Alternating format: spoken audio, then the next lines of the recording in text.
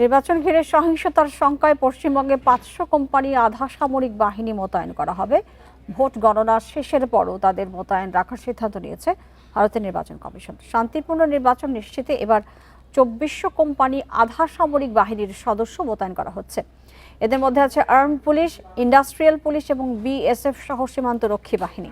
প্রতি কোম্পানিতে 90 থেকে 125 জন নিয়ে প্রায় 2.5 লাখ সদস্য দায়িত্বে থাকবেন।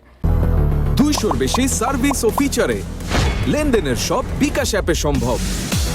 29 এপ্রিল শেষ দফার ভোটের পর 1700 কোম্পানি সরিয়ে নেওয়া হবে। ভোট গণনার সময় কেন্দ্রগুলোর নিরাপত্তায় 200 কোম্পানি থাকবে। এছাড়া আরও 500 কোম্পানি পরবর্তী নির্দেশ না দেওয়া পর্যন্ত মোতায়েন থাকবে। পশ্চিমবঙ্গে 23 এবং 29 এপ্রিল 2 দফায় ভোট গ্রহণ হবে আর গণনা 4 মে।